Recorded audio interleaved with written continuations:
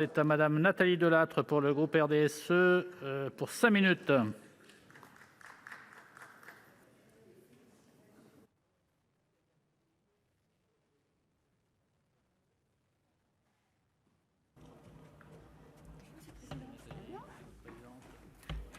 Merci. Monsieur le Président, Madame la Ministre, mes chers collègues, ce texte est issu de l'habilitation que nous avons accordée, de façon un peu forcée, il faut le dire, au Gouvernement lors de l'examen de loi Engagement et proximité fin 2019. Vous êtes aujourd'hui, Madame la Ministre, Covid oblige, un peu en retard sur cette réforme, mais elle est enfin là. De saluer tout d'abord la qualité des échanges que nous avons pu avoir tout au long de sa conception avec les cabinets des ministres, que ce soit avec celui de Sébastien Lecornu, dont je salue l'action déterminante, ou la vôtre depuis le remaniement. Quelles raisons ont poussé le Gouvernement à réformer le système de la formation des élus locaux ? Un double échec. Échec à maintenir les coûts de formation à un niveau raisonnable et où quelques organismes peu scrupuleux ont essoré le système qui a pu faire figure parfois d'un nouvel Eldorado. Le rapport de l'IGA-IGAS a été très explicite en la matière. Échec également de la Caisse des dépôts, qui a affiché des dépenses totalement injustifiables et disproportionnées en matière de frais de gestion de ce fonds de formation. Ajoutez à cela des délais de réponse démesurés, voire des non-réponses. Alors, Madame la Ministre, vous avez agi et c'était nécessaire. Mais vous avez été bien plus loin que l'habilitation. Aussi, revenons-en au terme de cette habilitation pour étudier votre réforme. Premier point, l'accès au droit à la formation tout au long de la vie, le compte personnel de formation et la portabilité des droits. C'est l'accès à la fongibilité entre le DIF élu et le CPF qui ouvre de vraies passerelles entre le parcours d'un élu et son parcours professionnel. Sur ce point, nous ne sommes pas encore sur un véritable statut de l'élu, mais c'est un pas en avant qui est toujours le bienvenu. Second point de l'habilitation, faciliter l'accès des élus locaux à la formation, tout particulièrement lors de leur premier mandat. Le point central de la réforme réside dans le passage des droits ouverts en équivalent heure et non plus en euros.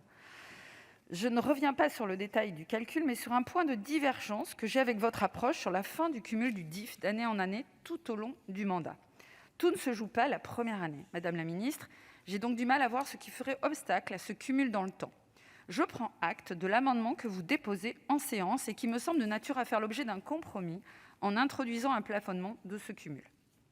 Troisième point de l'habilitation, le référentiel de la formation et la mutualisation du financement. J'ai soulevé plusieurs interrogations quant à l'adaptabilité de ce référentiel aux problématiques nouvelles qui verront le jour et à sa nécessaire actualisation. Les réponses apportées m'ont plutôt convaincue. Nous sommes donc dans le difficile équilibre à trouver. D'un côté, poser un cadre pour éviter que le contenu des formations ne dérive, et de l'autre, laisser suffisamment d'ouverture pour faire face aux besoins de formation pointus ou à l'évolutivité des matières traitées par les élus locaux.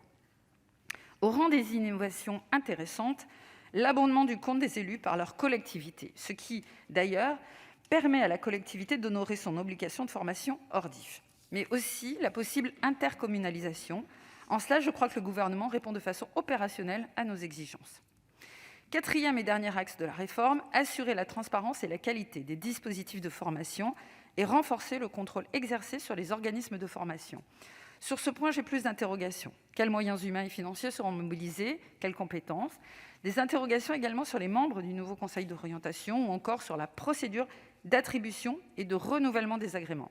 Je ne doute pas que vous aurez à cœur de lever ces points d'alerte. Pour finir, j'insiste sur le fait que la Caisse des dépôts va devoir rendre des comptes sur sa gestion. C'est un point dur sur lequel nous ne devons pas céder, chers collègues, compte tenu des leçons du passé.